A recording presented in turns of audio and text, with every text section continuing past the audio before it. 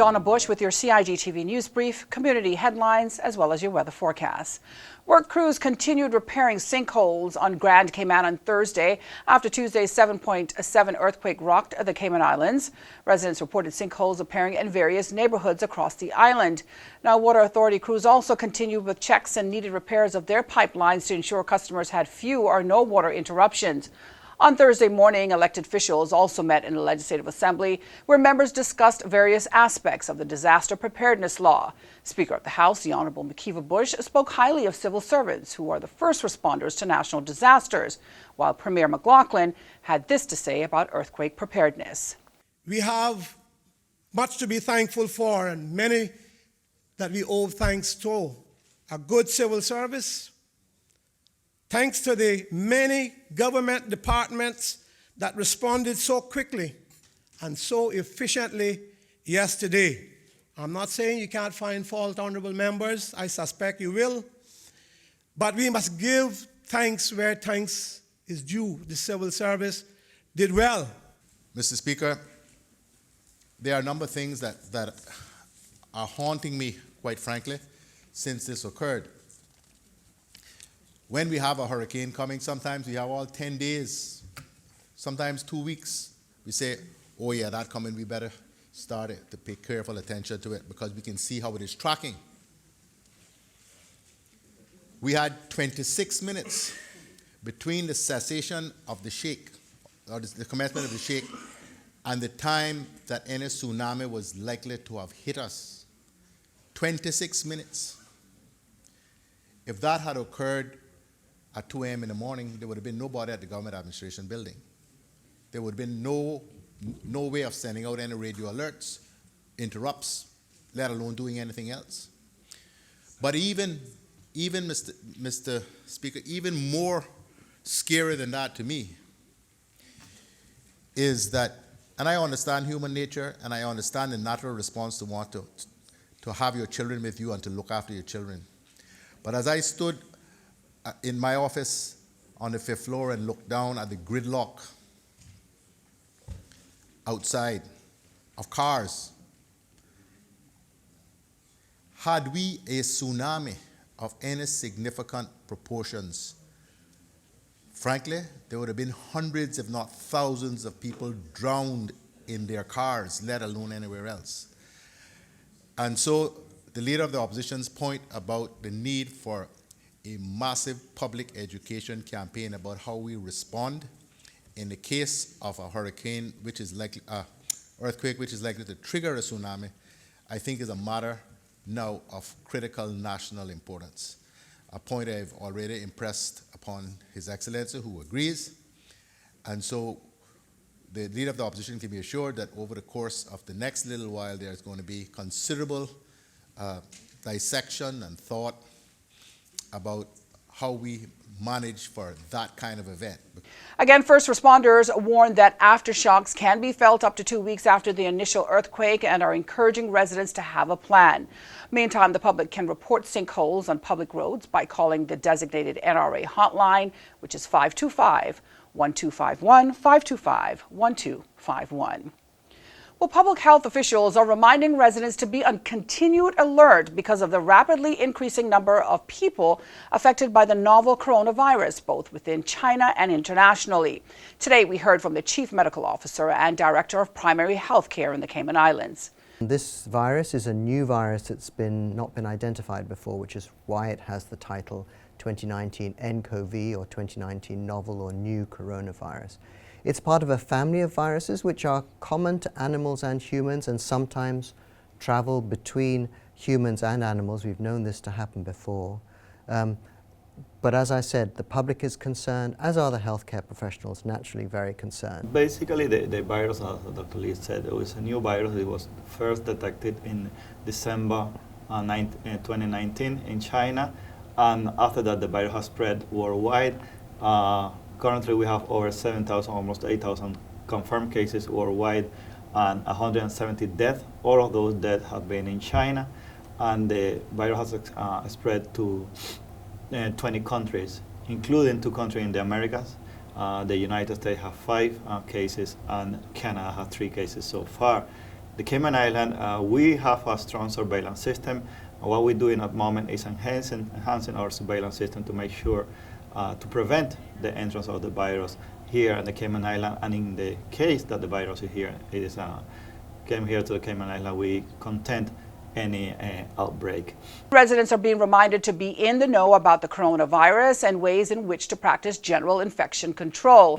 Travelers should wash their hands with soap and water or alcohol-based sanitizer frequently, cover their nose and mouth when coughing or sneezing, avoid contact with people suffering from acute respiratory infections, and avoid unprotected contact with farm or wild animals. Meantime, travelers to the Caribbean from countries where there are known infections can expect to undergo entrance screening here in the Cayman Islands. And of course, you can join us on Friday Focus immediately after our Friday news brief tomorrow for more from both doctors. And for further information on the coronavirus, you can contact the Public Health Department on 244-2621. That's 244-2621. Now it's time to meet another Proud of Them 2020 recipient, Aliyah Meyers.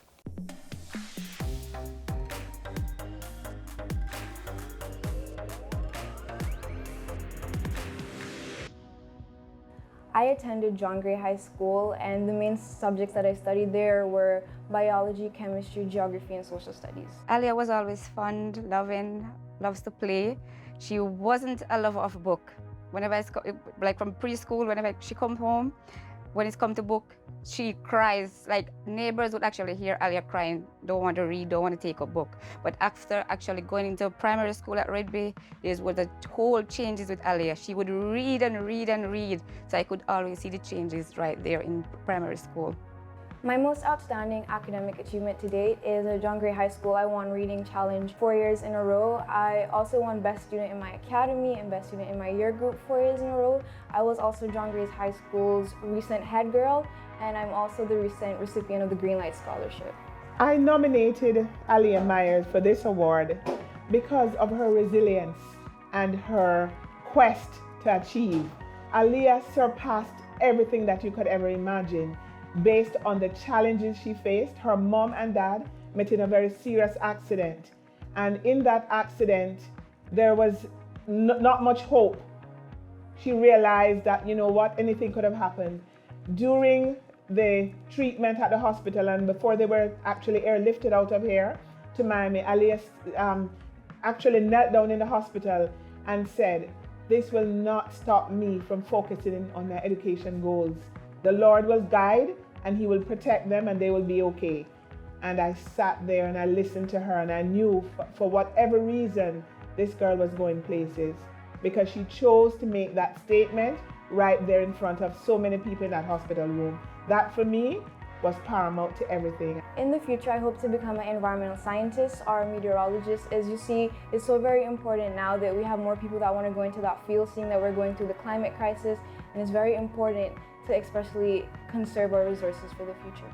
A key influencer that I had was my teacher, Miss Brown. She taught me geography and social studies, and I feel like she was more than a teacher because she always put her students first, and she was always there to lead you and guide you in anything, whether it was like you needed help with like your mental aspect of life or you needed help with school. She was just always there, so she's a key mentor, I would say, in my life. Aliyah is not only my neighbor, but she is also a past student of Red Bay Primary School, where I teach. Since I've come to know Aliyah, I have found her to be not only a respectful child, but very hardworking. She strives for excellence. As young as she is, she's a no-nonsense child, and she doesn't like to fail. I also nominated her because I saw the potential that she has, and I believe this will also help her. It will boost her and boost her confidence. It feels, I don't really think there's even words to describe it, because you always pass on the road and you see these students on the billboard, and it's just something that's inspiring, like, oh, I want to be up there one day. But when you actually get it, I feel like there's no words to describe it, but I guess I just feel elated.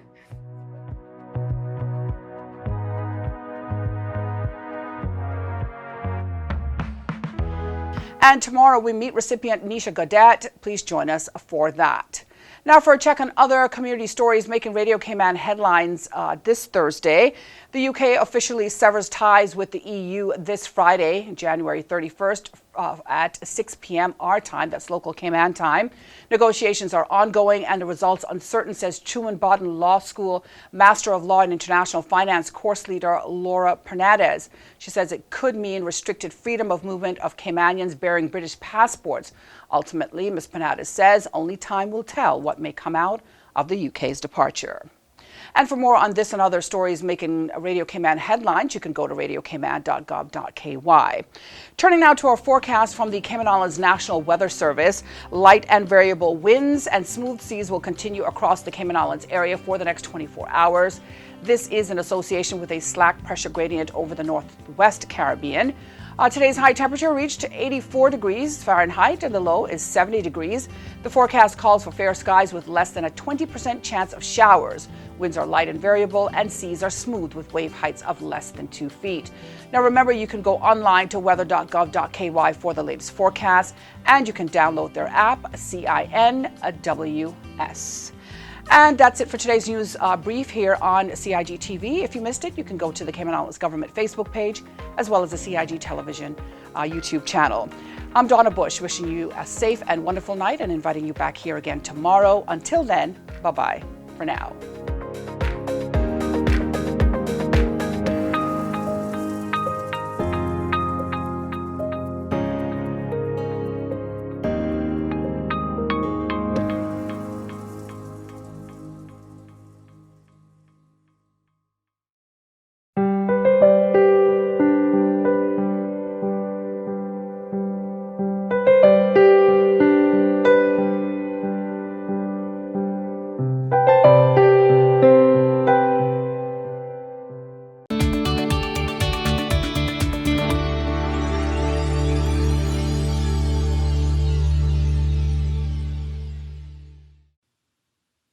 The Royal Cayman Islands Police Service has launched a new service to apply for a police clearance certificate online. To make this process quick and easy, ensure you have digital copies of all required documents readily available. At a minimum, you'll need a copy of your passport photo page. Our website lists the full requirements. If you are using an Apple iOS or Android mobile device, you can use the camera to take photos of these documents while completing your application. After you have read the instructions and are ready to start, type in the alphanumeric string from the CAPTCHA image and click the green button that says Start Application. If you can't read the letters and numbers properly, click Can't Read Image below the photo to try again. To complete your application, you will follow 5 simple steps. These are shown at the top of each page, and the blue circle will always show where you are right now. Enter the requested data in each field.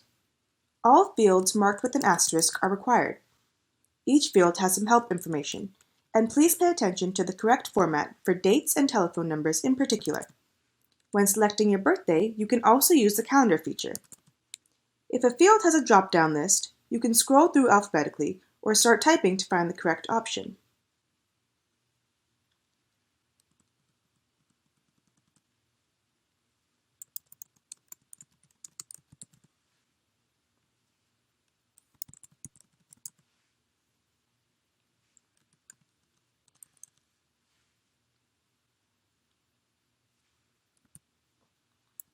You will be asked to enter your email address twice to ensure it's correct. This is the address we will use to send you a confirmation email and receipt. Once you have entered all of the required information, click Next at the bottom of the screen. If you click the Cancel Application button at any stage in the process, you will lose everything you've entered so far and be returned to the home page. On this page, answer the questions about past offenses, provide details if relevant, and then click Next.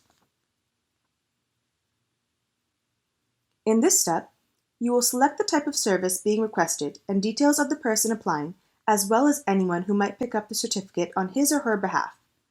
If you select certain options, more information may be required at this stage or later in the process when you are uploading your documents. Finally, select the reasons you are applying and then click Next. If you make a mistake, use the drop-down menu to change the reason or click the red X to delete a line. Remember, if you click the Cancel Application button at any stage in the process, You will lose everything you've entered so far and be returned to the home page. If you need to go back to a previous page to review or change data you already entered, you can use the Back button. You can also navigate through the process using the links at the top of the page.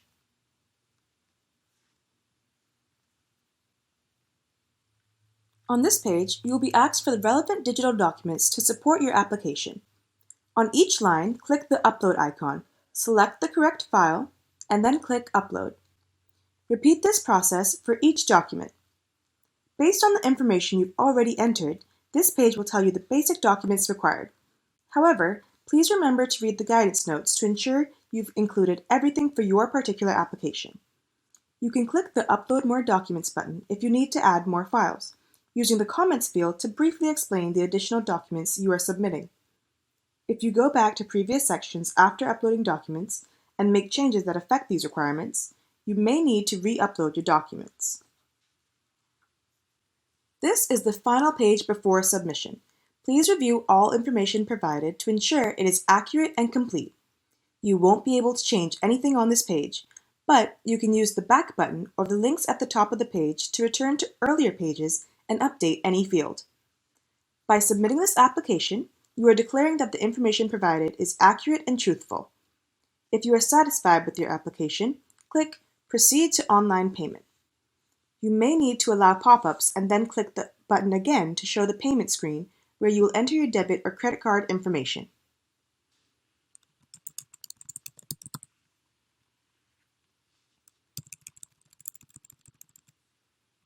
The Cayman Islands government accepts Visa and MasterCard, and you can use a debit or credit card issued anywhere in the world. Payment will be processed in Cayman Islands dollars for local service, and in United States dollars for overseas service. If you have questions about any exchange rate that will be used, or foreign currency transaction fees, please contact the bank that issued your card. The Cayman Islands government will not receive or retain your card information. Once your online payment has been authorized, you can view and print your receipt.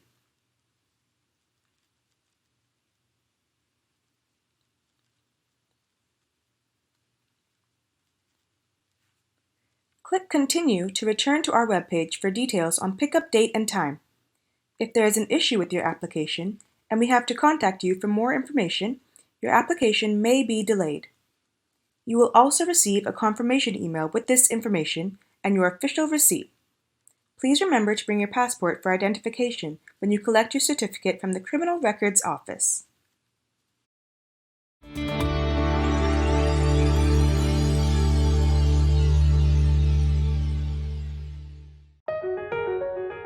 Did you know that walls, fences located along the road require planning permission no matter the height? You should check with the department as a planning and permit application may be required. Did you know that fences and walls within the high water setback require planning permission no matter the height? You should check with the department as a planning and permit application may be required. Did you know that planning permission is required for a shed? Did you know you should check with the department as a planning and permit application may be required? Did you know that planning permission is required for an addition, alteration, or any material change to your house? The 10% rule no longer exists. Did you know you should check with the department as a planning and permit application may be required? Did you know your mailing address details on your land register must be up to date in order to receive notices on new development which may impact you? Visit Lands and Survey Department to check your mailing address is correct. Join Donna Bush weekdays at 6 p.m. for the CIG-TV News Update.